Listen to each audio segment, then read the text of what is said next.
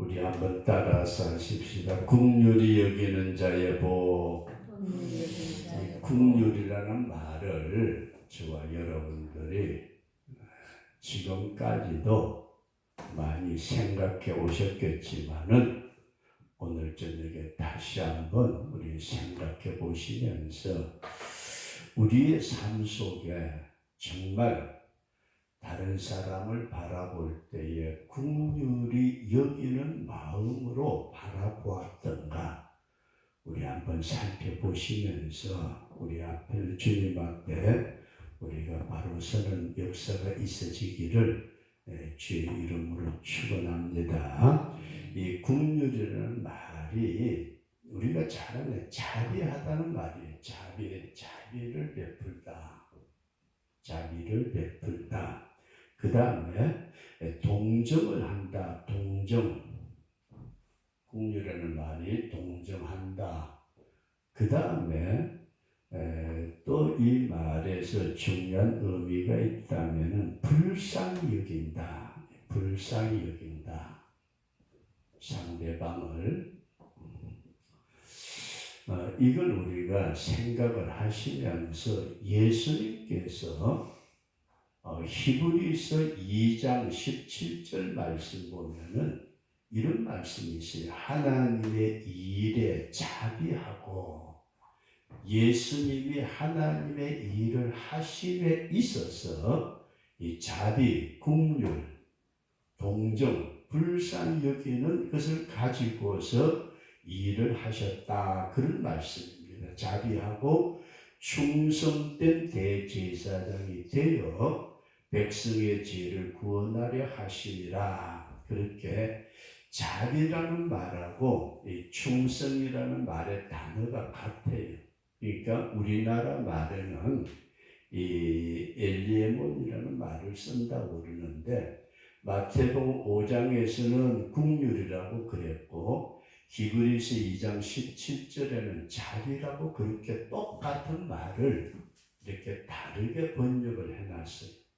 그렇게 이제 이해를 하시면서 오늘 저와 여러분들은 먼저 예수님은 우리가 믿는 예수 그리스도는 첫 번째로 하나님의 자비를 가지고 충성된 대제사장으로 구원의 사역을 하셨다. 이게 우리가 먼저 꼭 생각할 것은 하나님의 자비, 하나님의 긍휼, 하나님의 동정심, 하나님이 우리를 불쌍히 여기는 마음을, 자비를 가지시고 구원 사역을 하셨다.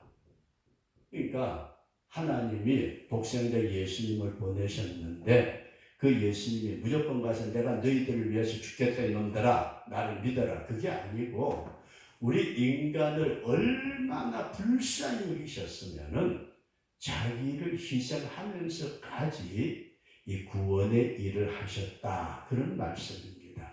그리고 예수님이 우리 인간을 보실 때에 인간을 어떻게 보셨느냐?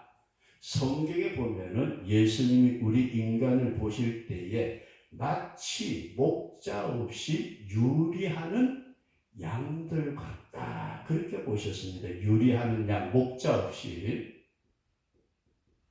유리하는 떠도는. 그러니까 예수님이 우리를 쳐다보실 때 어떻게 쳐다보시느냐? 우리는 양을 키우는 일이 별로 없잖아요. 뭐 염소는 키우셨다고 그러지만은 이 양이라는 동물은 자기 스스로 자기를 지킬 만한 능력이 없대요. 그러면은 목자가 지켜줘야 되고 관리를 해줘야 되는데 목자 없이 그냥 유리하고 떠돌아다니면은 성경에 보면은 곰이나 사자 이런 짐승들의 얘기가 종종 나와요. 사자가 선지자를 찢어 죽였다. 이제 하나님의 명령을 가서 전하라고 전하고 돌아올 때는 아무 사람에게도 말하지 말고 그냥 돌아와 그랬는데 어떤 늙은 선지자가 나도 선지자인데 해가지고 그 선지자 젊은 선지자를 자기 집으로 데려가서 먹였는데 다음날 사자가 그 선지자를 찢어 죽이고 낙이 타고 가던 나귀는 가만히 옆에 서 있고 사자가 그 선지자를 죽이기도 했지만은 나귀는 물을 죽이지도 않았어요. 성경에 기록되어 있는 말씀인데 우리가 이런 말씀을 생각하면은 유대 지방에 일이나 사자 이런 짐승들이 많았던 것 같아요.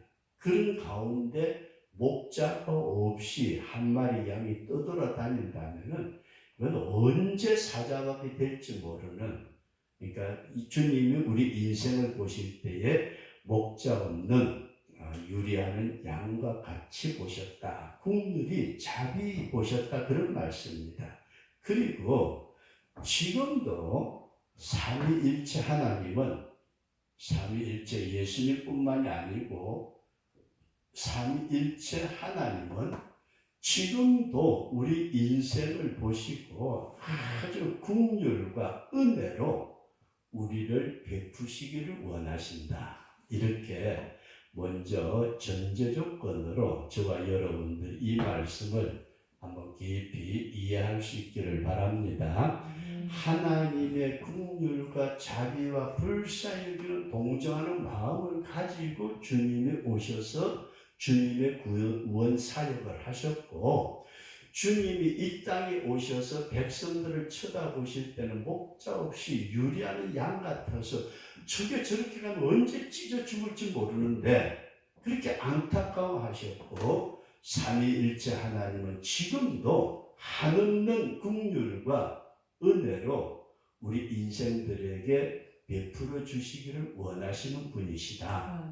우리가 이런 사실을 먼저 기억을 하시면서 이 긍휼히 여기는 마음에 대해서, 긍휼히 여기는 마음,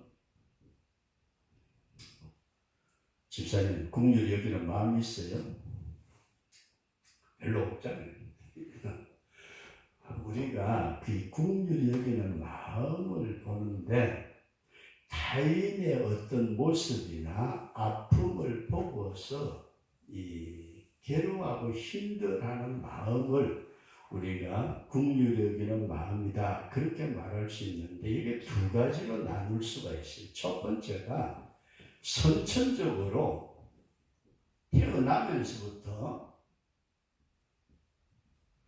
동정심이 많은 사람이 있잖아요. 그죠? 태어나면서부터 동정심, 긍휼, 이게 많은 사람, 동정심이 있는 사람. 그 다음에 후천적으로, 요게 굉장히 중요합니다. 후천적으로 그 사람이 태어나가지고 생활했던 것을 쳐다보면은 지극히 독하고 악하고 자기 자신만 알고 남은 눈꽃만큼도 생각 안 하는 그런 사람이 예수님을 믿더니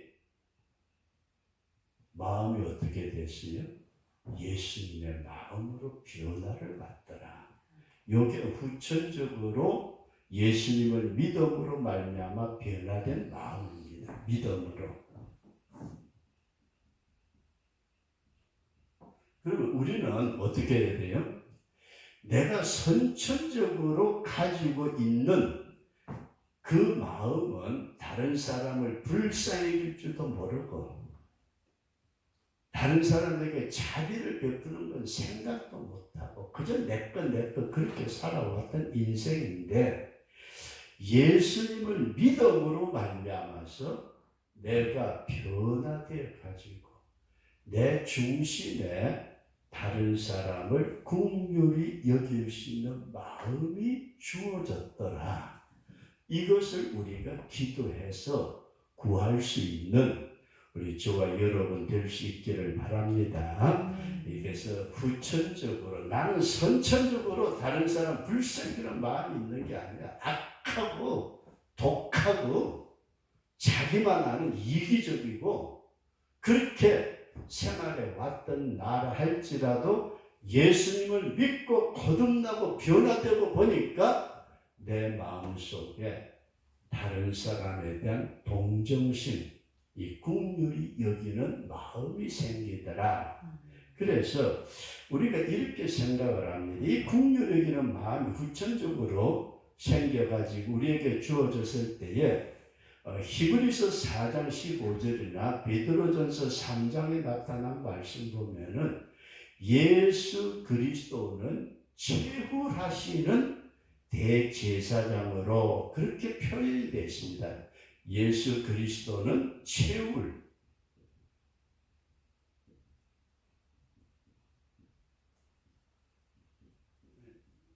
자, 이게 최후라는 말이 국률이 가득한 국률과 자비의 그 자체가 그렇게 그냥 쉽게 이해하시면 좋습니다.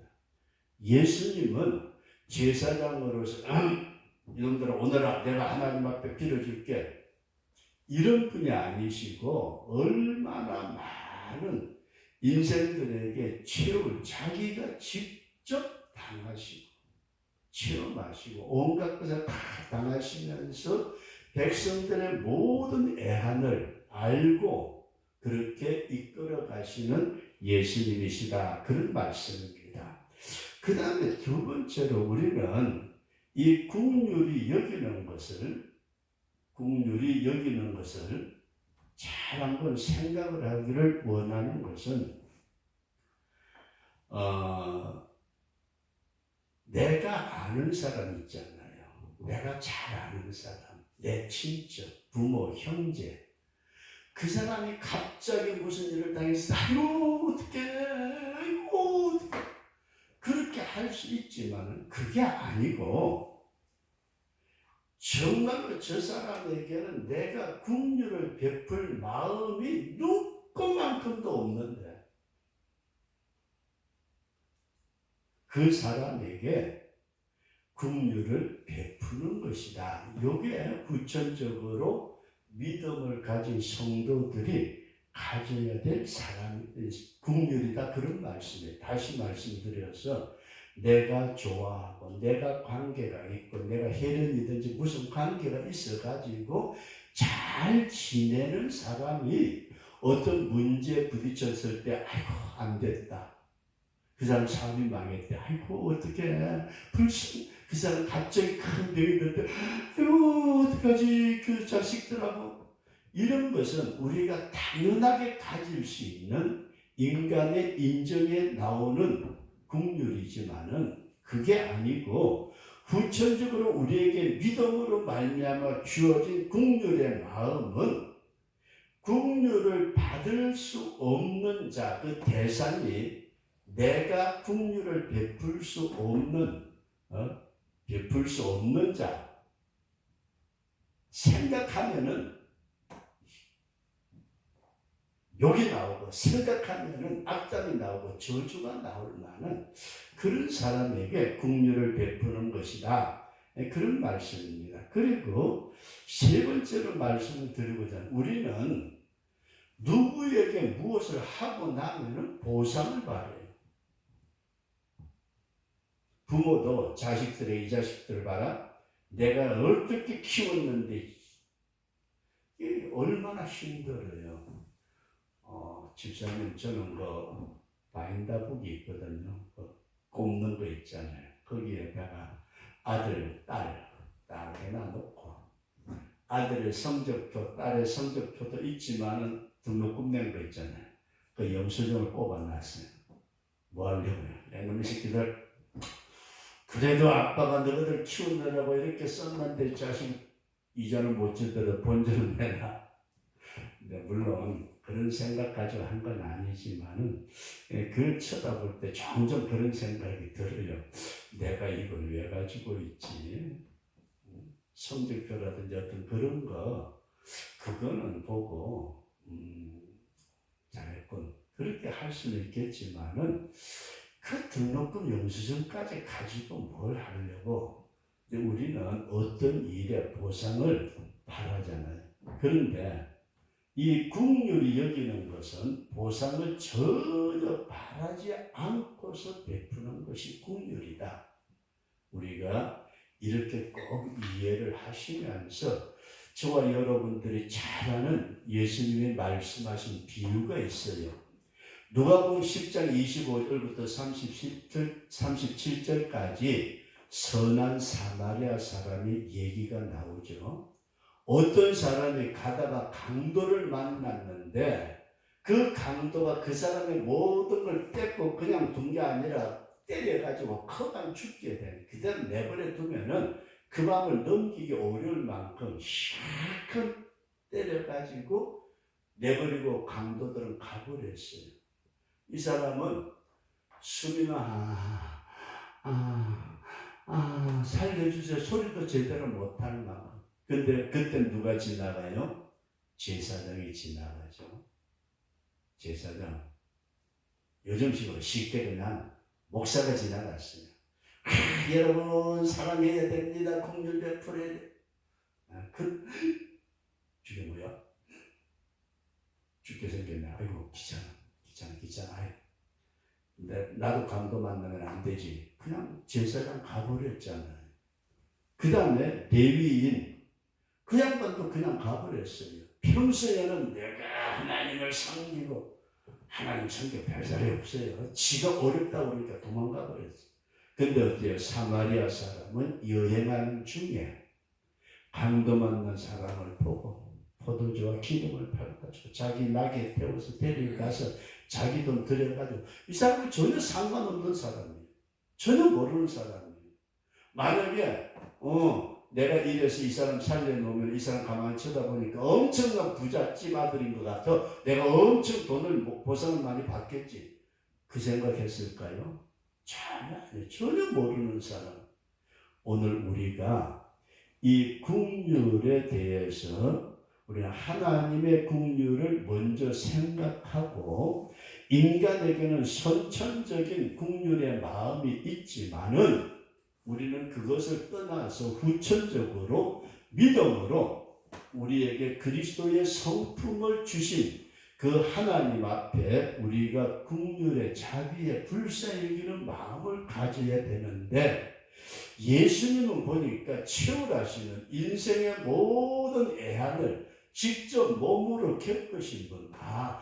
그래서 우리가 배고픈 사람은 배고픈 사람의 사정을 안다고 그렇게 치유를 하시는, 내가 살아왔는데 나도 저럴 때 너무 힘들었는데, 나도 병들었을 때, 나도 삶이 망했을 때, 나도 어려웠을 때 너무 힘들었는데 저 사람 지금 기분이 어떨까? 치유라는 것을 불쌍히 여기고 내가 알고 있는 사람에게만 긍휼을 베푸는 것이 아니고 전혀 모르는 사람, 그리고 알아도 원수같이 나를 핍박하고 괴롭히는 자를 오히려 불쌍히 여길 수 있는 그런 마음, 그리고 보상을 전혀 바라지 아니하는 이런 상태의 긍휼을 베풀 수 있는, 후천적으로 믿음으로 말미암아 주님 나에게도 이런 마음을 주시옵소서. 내가 이런 긍휼을 베풀 때에 하나님이 긍휼을 베푸시겠다고, 베풀어 주시겠다고 말씀하시는 것이 긍휼히 여기는 자는 긍휼히 여김을 받을 것이라, 그렇게 말씀을 하고 있다. 그런 말씀입니다. 그러면서 두 번째 이런 말씀을 드리고자 합니다. 우리가 예수님을 믿으면서 하나님이 나에게 주신 긍휼이 있어요, 없어요? 진짜 있어요? 커요? 쬐끄만해요? 하나님이 나에게 주신 긍휼. 근데 우리는 은혜를 받았대 가지고 물질이라든지 건강이라든지 어떤 관계에서 뭐가 되면 그 은혜를 받았다. 근데 그 은혜 받았다는 사실 자체가 하나님이 나에게 베풀어 주신 긍휼이다.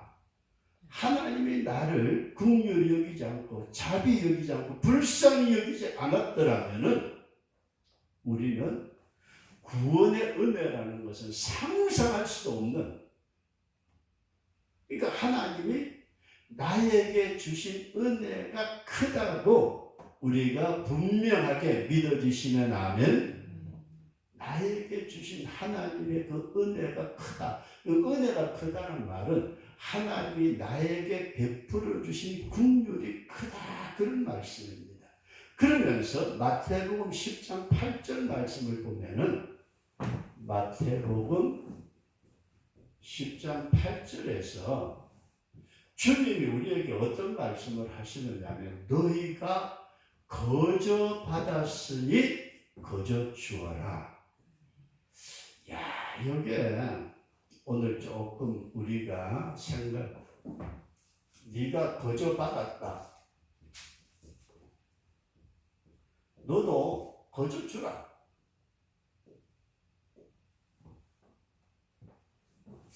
하나님이 진정으로 우리에게 베풀어 주신 은혜와 긍휼과 자비, 그 불쌍히 얼마나 큰가. 어떻게 보면은 우리가 상상할 수 없는 놀라운 축복을 주셨는데, 우리가 성경을 통해서 보여주고 있는 말씀은 저와 여러분들이 하나님의 은혜, 긍휼을 받을 수 없는 존재였다 인정되시면 아멘. 우리는 하나님의 긍휼을 받을 수 있는 어떤 쬐끄만한 눈곱만큼의 자격이라도 있었느냐? 없었습니다. 그럼에도 불구하고 하나님께서 대속의 은혜를 주시고 축복해 주시고 천국의 상속자가 되게 하시고 하나님을 아버지라고 섬길 수 있는 이 놀라운 축복을 주신 것은, 이것은 나의 어떤 행함이 아니고 하나님의 긍휼하심이다, 하나님의 은혜다, 그런 말씀입니다. 그래서 이것이 나에게 뭔가 있어 가지고 내가 하나님의 긍휼을 받으셨다면은 그건 당연하게 내가 있으니까 당연한 거지만 그게 아니고, 나는 하나님의 긍휼을 받을 만한 것이 전혀 없음에도 불구하고 하나님이 나를 구속해 주시고 불러주시고 구속해 주시고 성령으로 이끌어 믿게 해 주시고 천국 백성 되게 하시고 하나님을 아버지라고 부르는 자녀의 자리에까지 세워주신 이 긍휼, 이 놀라운 축복, 이 은혜를 값없이 받았으니 이제는 이익이나 친분의 관계가 없이 네가 받은 것만큼 다른 사람에게 거저 나누어 주라. 우리가 이 마음이 저와 여러분 속에 이루어지고 일어날 수 있기를 바랍니다. 내가 받은 것이 너무 커. 나는 그때 죽어야 됐고, 나는 그때 망해야 됐고, 나는 지금도 하나님의 긍휼이 아니면 살아갈 수 없고, 하나님의 긍휼과 은혜가 아니면은 천국 꿈도 못 꾸고 지옥 갈 수밖에 없는 존재인데, 이런 나에게 주신 은혜를 내가 받은 하나님의 긍휼을 받았으니 이제는 저 사람을 쳐다볼 때에 저 영혼이 너무 불쌍해. 저 영혼 저렇게 살다가는 큰일 날 텐데. 그 마음에 제가 굉장히 부담스러운 게 이런 부분이에요. 교회 나오다가 나오지 않냐는 분들, 또 교회에 대해서 좋지 않게 이야기하는 분들, 우리가 그런 사람들을 볼 때에 저러다가는 지옥 가는데 얼마나 불쌍해. 사실 이 마음이 잘 안 생겨요. 솔직하게. 그 사람을 쳐다볼 때에 속에서 뭐 올라와요? 욕이 나오고. 저런 인간이 교회 다닙니다. 그냥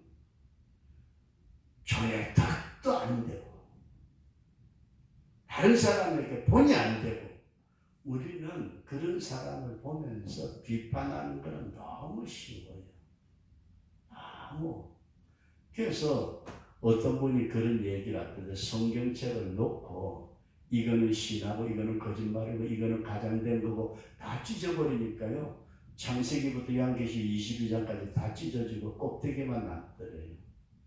그럴 정도로 우리는 인간을 쳐다보면서 우리 인간의 생각의 잣대를 가지고 얼마나 그렇게 했던가 우리가 살펴보면서 저와 여러분들이 원수 같은 자, 핍박하는 자, 괴롭히는 자, 나하고는 전혀 상관이 없는 자, 더구나 교회에 덕이 안 되고, 이게 어떻게 설명을 해야 될지, 저도 목회를 하면서 많은 사람을 대하지만은 진짜 힘들 때구나.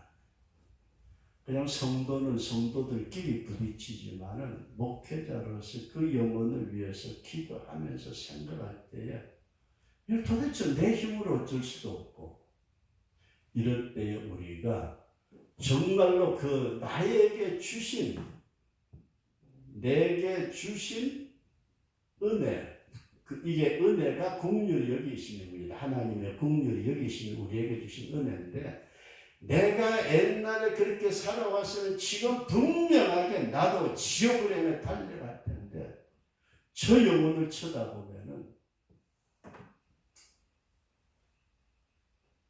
참 이게 섬 나들여 타고 어제 병원에 갔다가 들어올 때 바로 옆에 저쪽에 있는 교회 다닌다는 양반인데 옆에 앉고, 나 앉고, 집사람 앉고, 아무 말도 안 하고 오는데 마음이, 집사람은 그냥 막 덤덤하게 넘어갔는지 모르겠어요. 이게 진짜 뭐가 제대로 내가 되는 건가? 교회가, 복음이, 그냥 생각 자체가 멍해져 버려요. 멍해져. 저런 사람에게 어떻게 해야 될까? 나중에 결론은, 주님, 나도 모르겠습니다. 그냥 불쌍히 여겨 주옵소서. 그런 마음만 가지고 기도하는 마음으로. 그러면서 이제 동네 분들 인사하는데, 박도자 씨랑부터 인사 요즘 잘 받아요. 그 양반 많이 바뀐 것 같아요. 우리가 동네에 같이 생활하시면서 몇 사람 되지 않는 작은 숫자에 우리의 마음속에 한번 살피기를 원하는 것은, 그 사람은 이래서 안 되고 저 사람은 저래서 안 되고 요놈은 요래서 안 되고, 다 그러고 나면은 구원받을 사람 한 사람도 없어 보이지만은, 이 사람에게도 주님의 은혜가, 저 사람에게도 주님의 은혜가, 그렇게 되면은 축복의 역사가 있겠다. 나는 하나님이 이끌지 아니하고는 내게로 올 자가 없느니라 말씀하셨으니, 내가 할 수 있는 것은 그 영혼들을 보고 불쌍히 여기는 마음을 가지고 기도하자. 이런 마음이 우리에게 있도록 저와 여러분들이 꼭 기도할 수 있기를 바랍니다. 그 다음에 마지막으로 주시는 복이 뭐예요? 내가 긍휼히 여김을 받는다.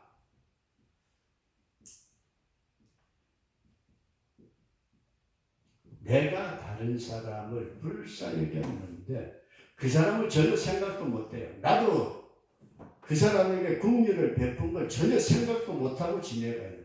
그런데 하나님은 우리의 모든 것을 아시고 우리에게 갚아주시는데, 마태복음 25장 31절 이하의 마지막 심판이 나와요. 마태복음 25장 31절 이하에서 주님이 마지막 심판을 하시는데, 모든 사람들을 다 불러가지고 양과 염소로 딱 나누어 놓으세요.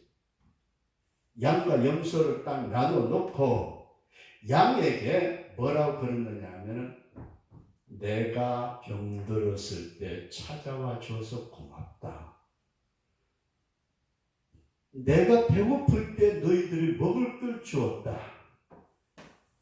내가 헐벗을 때에 너희들이 옷을 주었다. 내가 감옥에 갇혔을 때 너희들이 찾아와 주었다. 그러니까 양 같은 사람들이 뭐라고 하는지 알아요? 아니 예수님 우린 그런 적 없어요.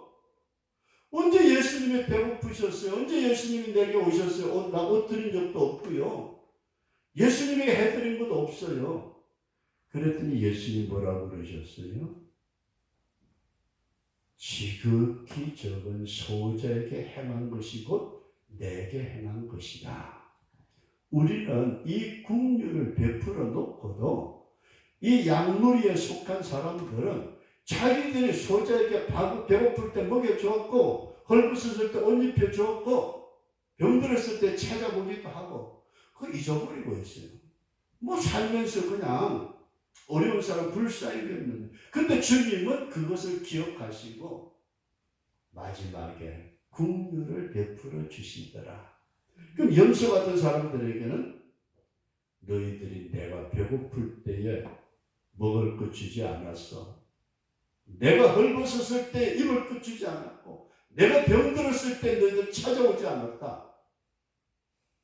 지옥으로 들어가라. 그랬더니 이 양반들이 예수님 언제 병든 거 우리에게 보여주셨어요? 언제 헐벗은 거 우리에게 말씀해 주셨느냐고. 그랬더니 주님 뭐라고 그래? 똑같은 말씀이에요. 너희들의 주변에 있는 지극히 적은 소자에게 행하지 아니한 것이 곧 내게 행하지 아니한 것이다. 우리가 이런 사실을 생각할 때 주님이 마지막에 우리에게 큰 은혜와 긍휼을 베풀어 주시는데 땅에서 내가 베푼 것에 대해서 주님이 갚아주신다. 이것이 긍휼히 여기는 자가 복이 있나니 저희가 긍휼히 여김을 받을 것이요. 주님이 저와 여러분들을 긍휼히 여기시는 그래서 오늘은 다른 건 다 모르더라도 우리가 결론적으로 말씀을 드린다면은 주님이 주신 큰 긍휼을 우리가 받고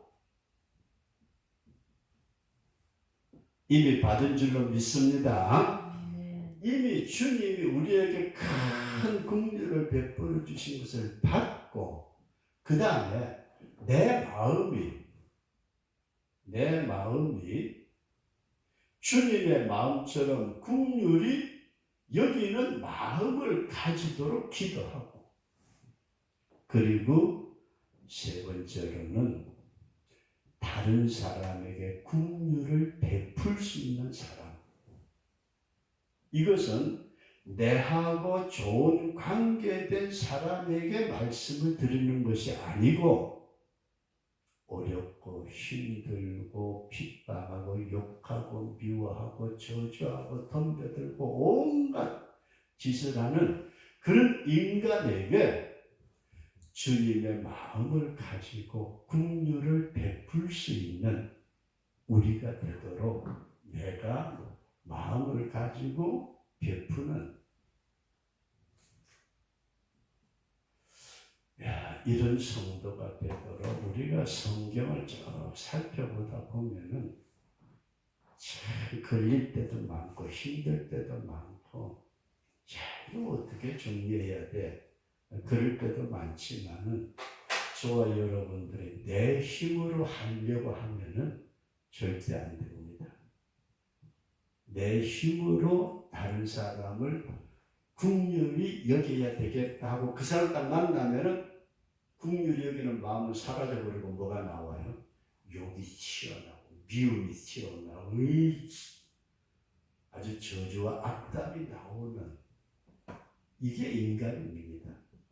저와 여러분들의 약함을 아시는 주님이시기에 우리 주님께서 나에게 베풀어 주신 그 은혜, 그 긍휼, 그 자비에 그 큰 넘치는 것을 받은 것을 내가 생각하면은 너무 감사해서 그 마음을 가지고 내가 받을 수 없는 존재였는데 나에게 이런 긍휼을 베풀어 주셨음에 나도 상대방이 받을 수 있는 나의 관계에서 전혀 받을 만한 인간이 아님에도 불구하고 우리가 불쌍히 여기는 마음을 가질 수 있도록 우리가 저와 여러분들이 그렇게 기도하면서 내가 베풀 때 상대방이 받고 안 받고는 상관없어요.